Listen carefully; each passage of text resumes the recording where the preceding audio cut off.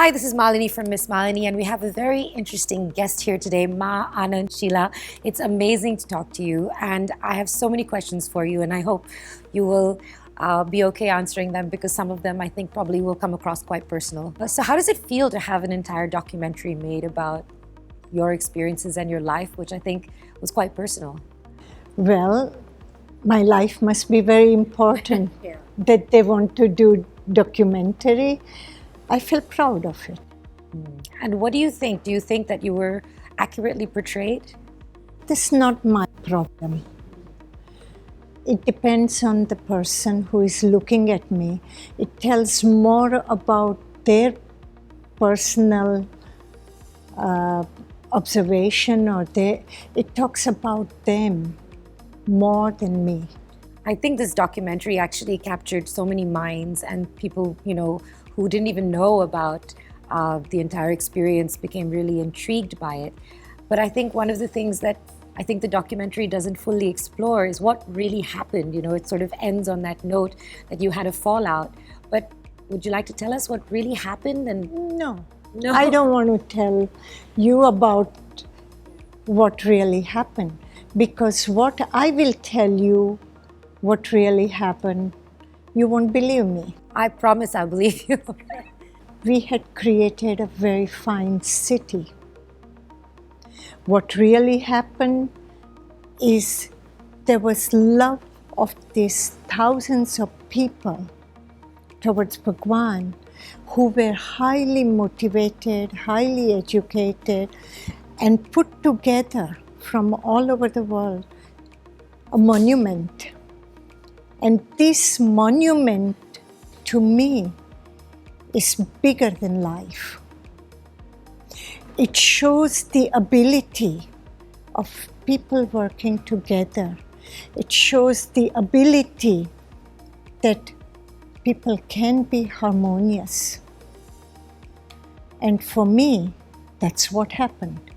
Absolutely. I think a lot of that came across in the documentary. I think people are curious to know about the fallout between you and Bhagwan. What happened there? And I think that what's interesting is that in the documentary you still show so much love and adoration despite all of that. But it must have been very hard after spending your life dedicated to someone like that. It depends from which eyes you're looking at it.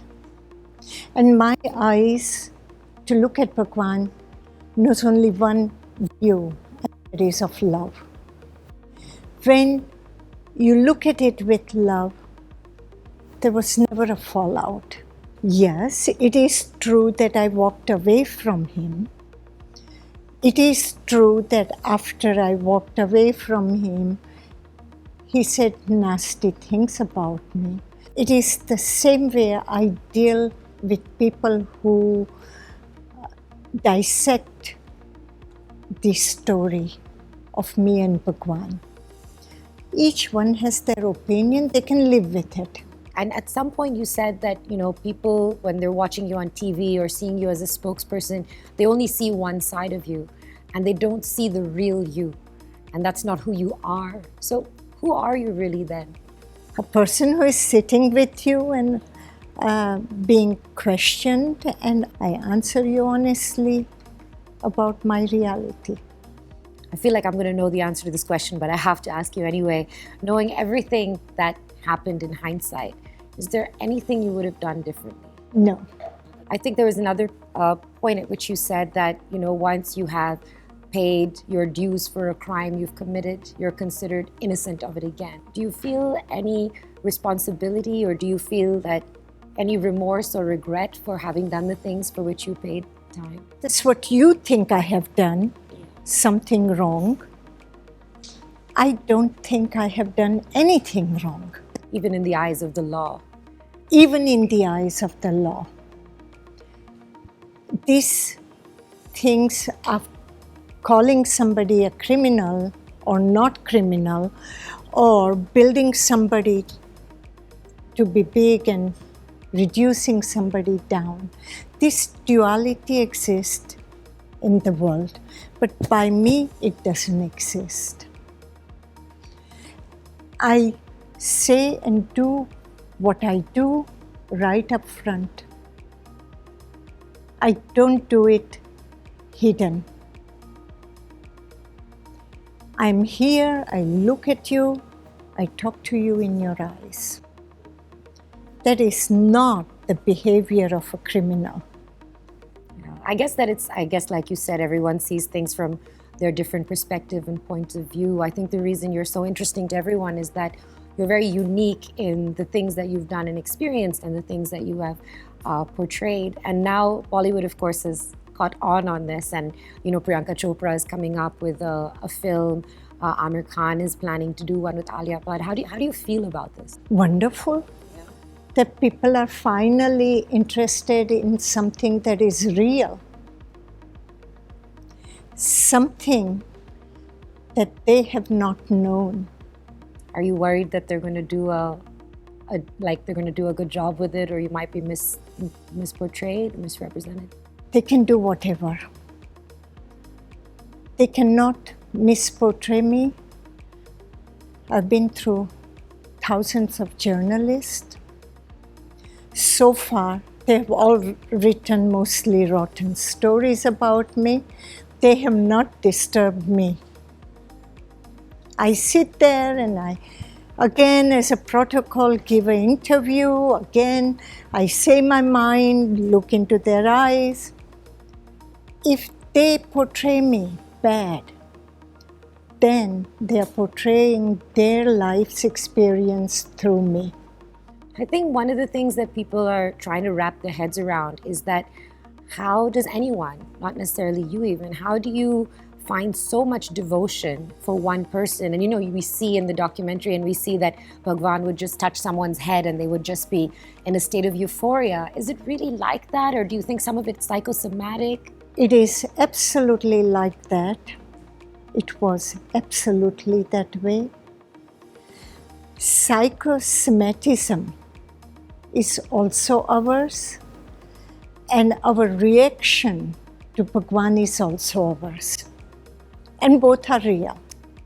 Do you think that there's anything that was not really shown about your relationship with Bhagwan? Is there a piece missing that you think people should know about? There is nothing missing. That was our relationship. And I think people, try to wrap their heads around whether or not you had a personal relationship or a physical relationship with him. And I think he said something about that too. And would you like to comment on that? No. I know that if I ask you that question, you're going to say no. So I'm just going to have to keep I tell you one thing.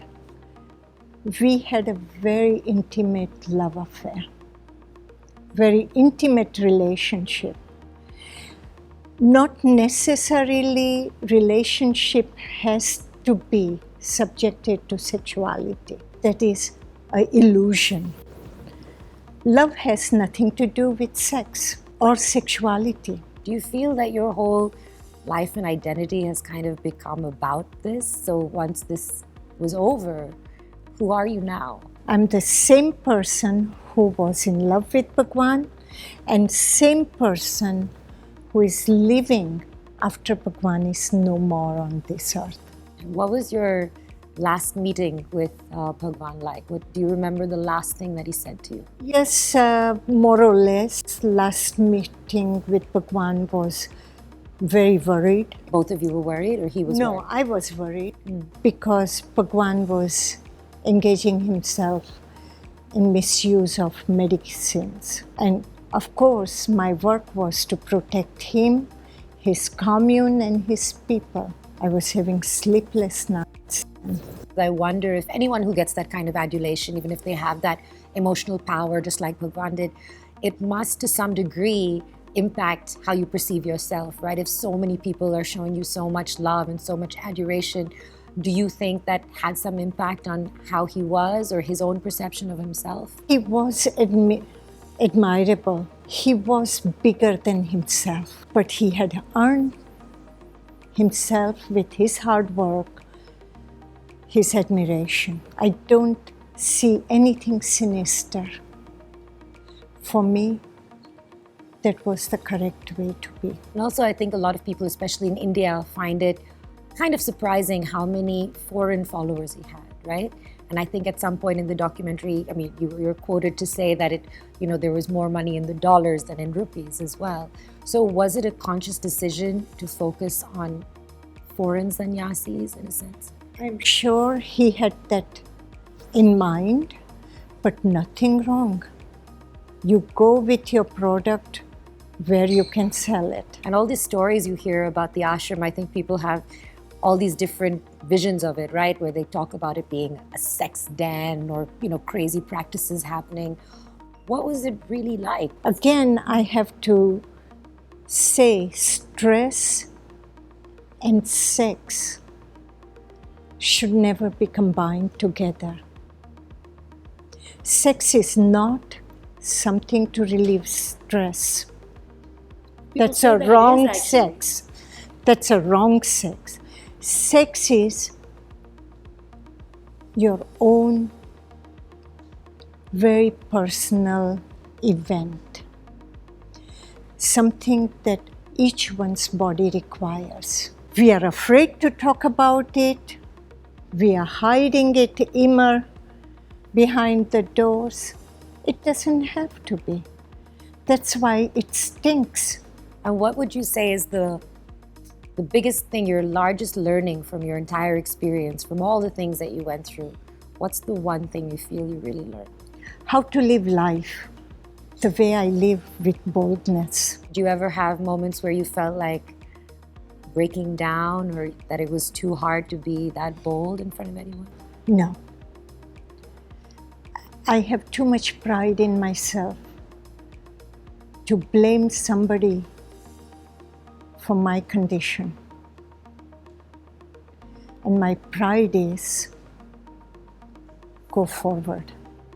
You ever cried about anything? I don't think we've ever seen you. I cry sometimes when I'm emotional. What makes you feel emotional?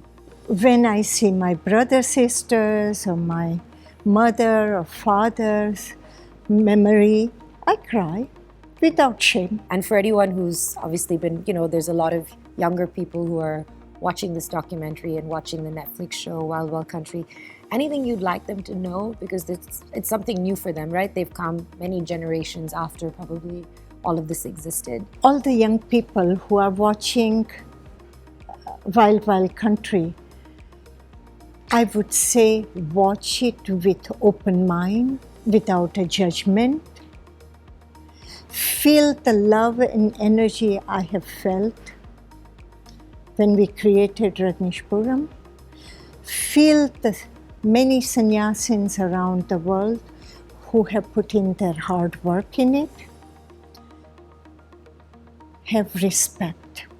All right, and just finally, before I go, I'd like you to describe Bhagwan in 3 words and then yourself in 3 words. Love, beauty, beautiful man, and a genius. And for yourself? Lover of Bhagwan. All right, I thought you would say that. Thank you so much for your time. It has been really fascinating speaking to you. I hope you enjoy the rest of your visit. Yes, thank you.